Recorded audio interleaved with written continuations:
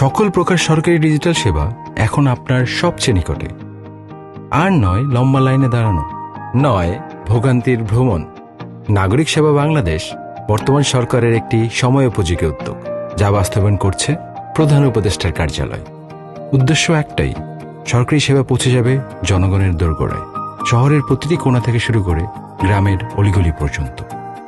প্রশিক্ষিত তরুণ উদ্যোক্তা, আধুনিক প্রযুক্তি আর সম্মান নির্ভর সেবার অঙ্গীকার, এটাই নাগরিক সেবা কেন্দ্রের প্রতিশ্রুতি।